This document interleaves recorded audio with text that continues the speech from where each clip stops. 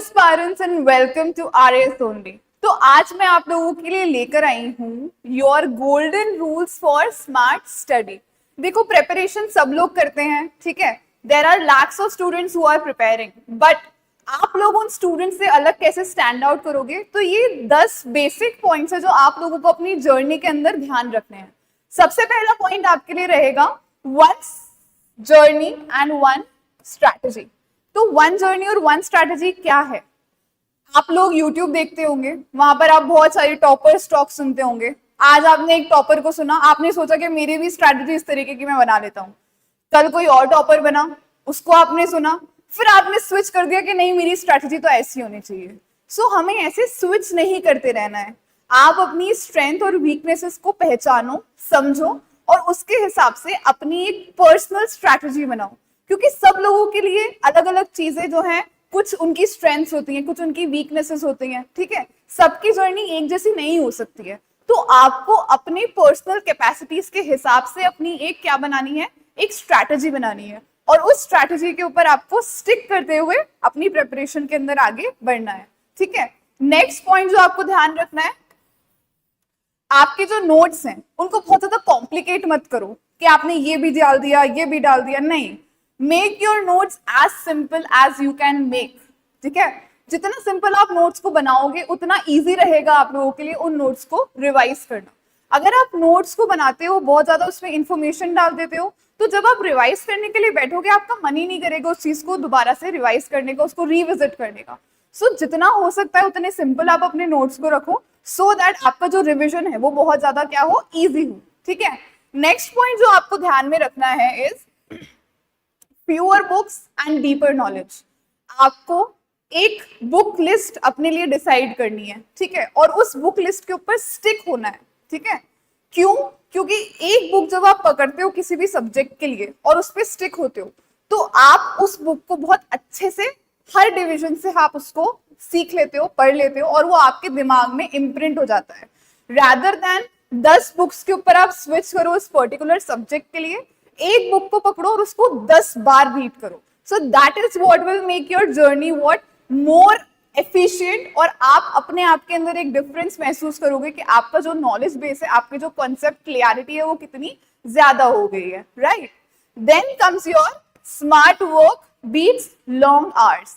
मैं देखती हूँ एस्पिरेंट्स मुझे बताते हैं कि मैम हम 16-16 घंटे पढ़ते हैं, बट क्या वो एक फोकस स्टडी कर रहे हैं? आपको इस प्रिपरेशन के लिए 1800 घंटे चाहिए पूरी प्रिपरेशन के लिए, राइट। तो आपको दिन के अंदर अगर आप 6 आवर्स भी दे रहे हो, 6 to 8 आवर्स दे रहे हो, that is more than enough. लेकिन वो जो 6 घंटे हैं, या वो जो 4 घंटे, या वो जो 8 घंटे हैं, वो आपको एकदम डेडिकेटेडली पूरे फोकस के साथ में बैठ के पढ़ना होगा। वाई?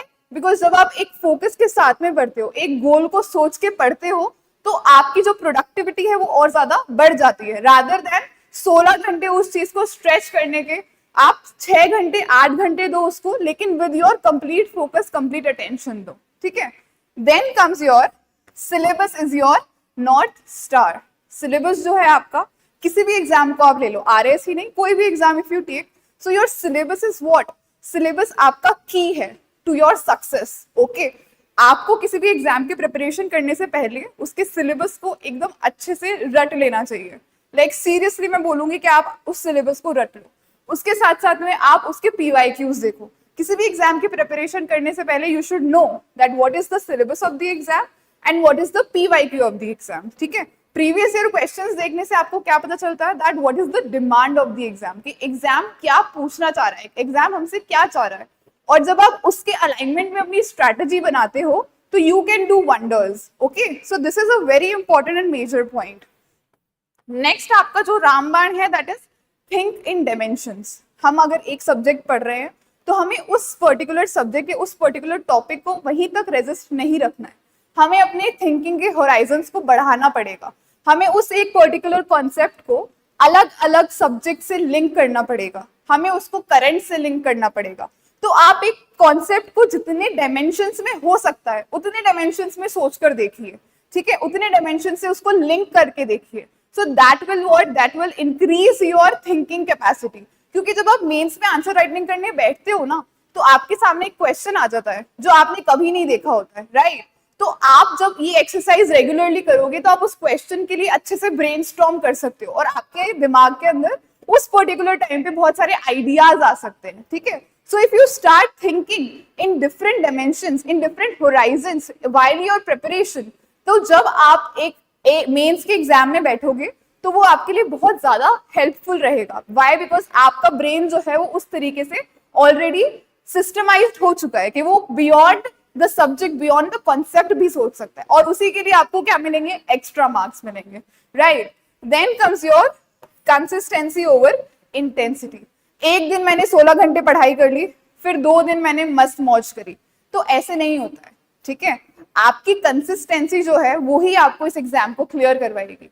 चाहे से आप 4 घंटे ही क्यों नहीं पढ़ रहे हो, लेकिन अगर आप कंसिस्टेंटली 4 घंटे पढ़ रहे हो तो वो ज्यादा आपके लिए प्रोडक्टिव होगा रैदर देन एक दिन 16 घंटे पढ़ने से, ठीक है। अब ऐसा भी नहीं है कि आप ब्रेक ही नहीं लोगे, हाँ, यू कैन टेक 1 ब्रेक, एक दिन आप ब्रेक लो, संडे को ऑफ लो, संडे को नो पढ़ाई। तो आपको एक प्रॉपर अपना टाइम टेबल बनाना होगा कि जिस दिन मैं पढ़ रहा हूँ उस दिन मैं डेडिकेटेडली पढ़ूं, और जिस दिन मेरे को ब्रेक चाहिए उस दिन मैं बुक्स के बारे में सोचूं भी ना, right. So consistency is what your key to this examination. तो आप कंसिस्टेंट अगर रहोगे अपनी प्रिपरेशन में तो you will definitely clear this exam. Then comes your practice like you play.